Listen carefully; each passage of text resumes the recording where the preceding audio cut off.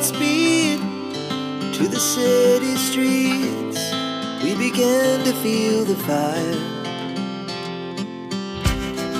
We rise like Karma, Episode 26. Mataas na ang araw nang magising si Eddie. Natutulog pa rin si Viel sa kanyang tabi. Napatitig siya sa napakagandang mukha ng dalaga. Peke man ang mukha nito ay hindi na mahalaga sa kanya. Ang importante ay masaya sila sa pinagsaluhan nila kagabi. Ginising niya ito sa pamamagitan ng halik sa labi. Nagdilat ng mga mata si Viel. "Good morning!" Nakangiti nitong bati.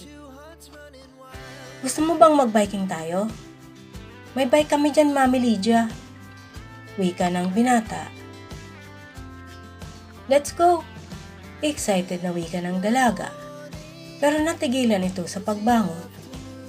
"Wait, wala pala akong sports attire." "Maraming damit yan si Mami, manghiram tayo." Isinabay ni Eddie sa pagbangon ng dalaga. "We better get ready. How about joining me in the shower?" Pilyong tanong ng binata kasabay ng isang kindat.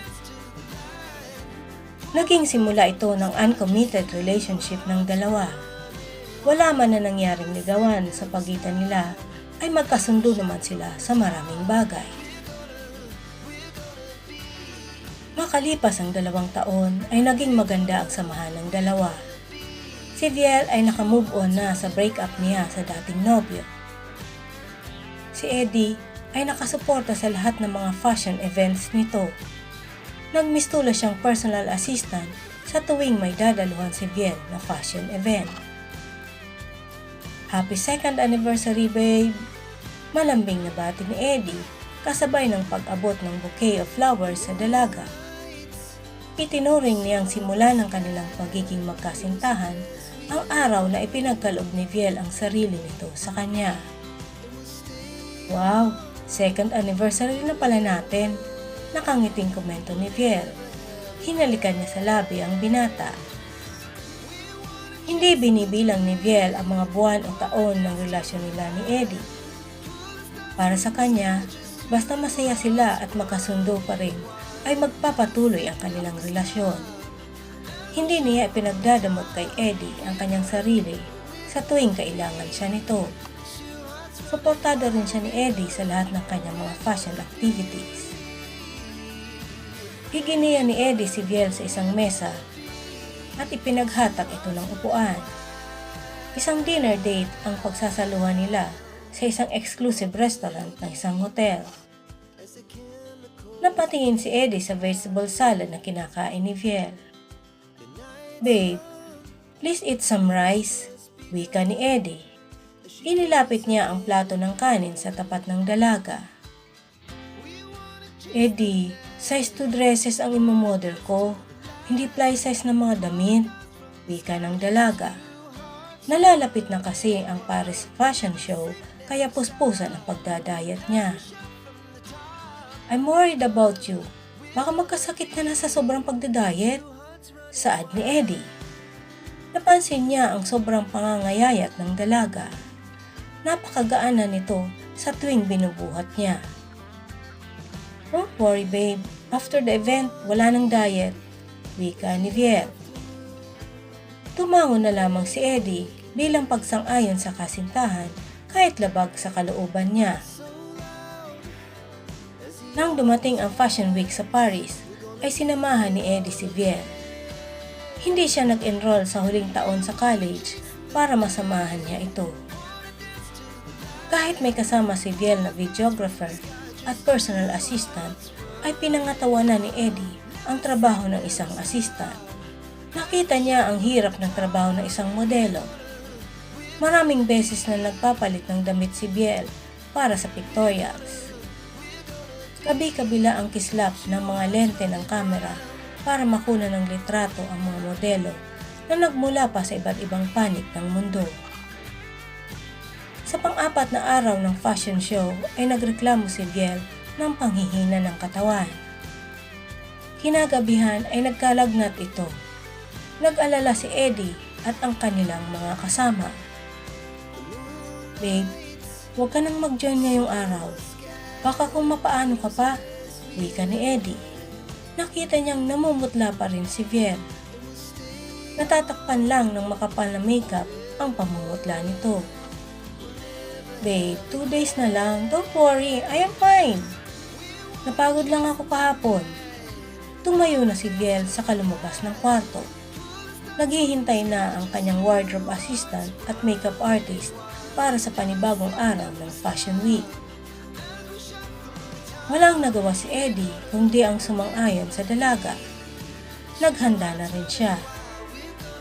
Napakalamig ng panahon dahil kasisimula pa lang ng spring season, kaya nagsuot siya ng leather jacket at inihanda niya ang video camera. Buong araw siyang nakasunod kay Viel habang nagpipictorial ang dalaga sa kalsada ng Paris. Kinagabihan ay nagkalagnat uli si Viel at pinagpawisan buong magdamag. Pinainom ni Eddie ng gamot sa lagnat ang dalaga. Kinabukasan ay muling kinumbinsi ni Eddie si Viel na huwag nang tapusin ang fashion show. Viel, huwag ka nang sumali ngayon. Nasobrahan ka na sa pagod eh. Nag-aalalang wika ni Eddie. Eddie, last day na. Saan naman ni Viel? Kakayanin niyang tapusin ang Fashion Week dahil bakasyon naman ang kasunod. Okay, but tell me kung hindi mo kaya ha, wika ni Eddie. Hinati niya ang kinakain na hamburger at ibinigay kay Viel. Kainin mo ito oh. Sa tingin ko naman, hindi ka natataba niyan overnight. Naintindihan niya na may kontrata ito bilang modelo, kaya inuunawa na lamang niya ang gusto nito. Tumawa si Viel sa kinuha ang hamburger. Thanks babe. Malakas ang loob ko kasi kasama kita. Wika pa nito pagkatapos kumagat sa hawak na pagkain. Basta bukas ng gabi, kakain ka ng marami. Promise ha, babe? Himig ng mamandong wika ni Eddie. Yes boss. Pabirong nagsaludo ang dalaga kay Eddie. Kinagabihan ay nakatulog ng mahimbing si Viel. Nang magising siya kinabukasan, ay wala sa tabi niya si Eddie. Bumangon siya at nagsuot ng roba. Maaga pa kaya malamang tulog pa ang kanyang mga assistant sa kabilang kwarto. Napangiti siya nang madatnan niya si Eddie sa may pantry at may hawak na coffee maker. May nakahain na rin sa mesa na egg omelette, freshly baked bread at ang paborito niyang croissant. Napangiti si Eddie nang makita siya. Good morning babe. Lumapit ito at humalik sa kanyang mga labi. Feeling better? Tanong pa nito. Hindi sinagot ni Viel ang tanong ni Eddie. Nangihina pa rin siya pero ayaw niyang ipakita kay Eddie dahil tsak na kukumbinsihin na naman siya nitong huwag nang tapusin ang fashion show. Wow!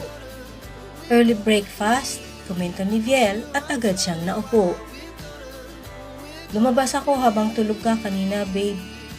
Naalala ko kasi na favorite mo ang croissant, kaya hayan bumili ako ng marami. Kumuha si Eddie ng isang piraso at sinubuan ng dalaga.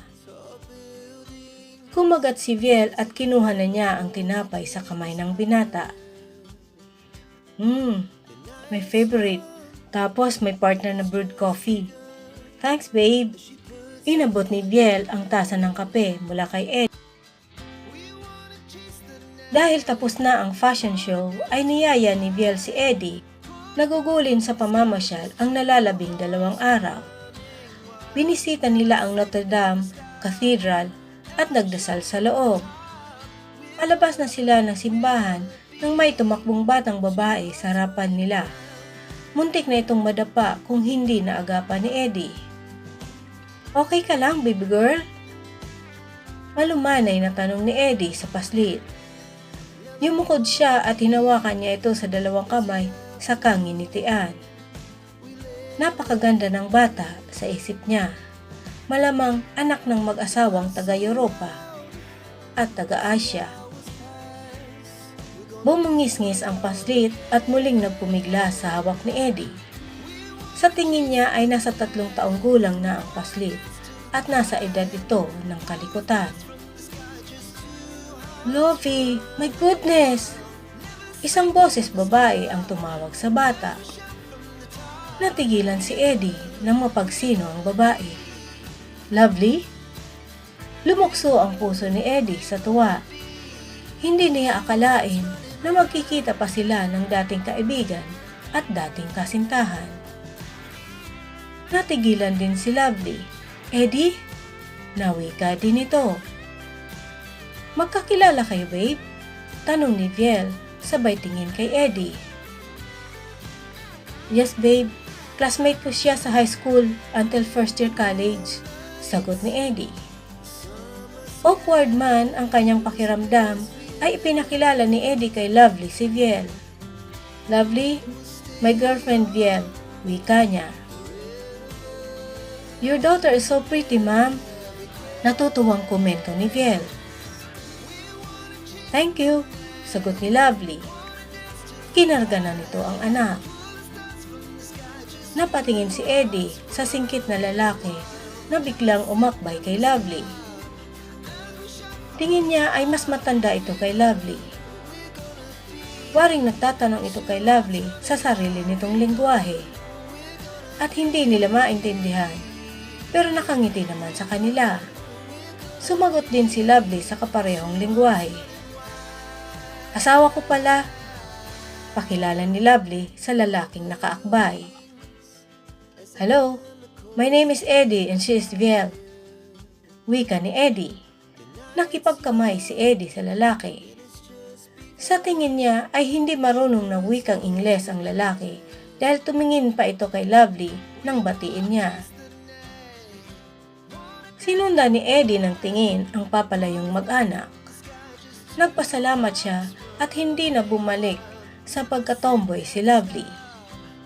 Nakita niya ang malungkot na mga mata ni Lovely, pero dasal niya na maging masaya ito sa buhay may asawa.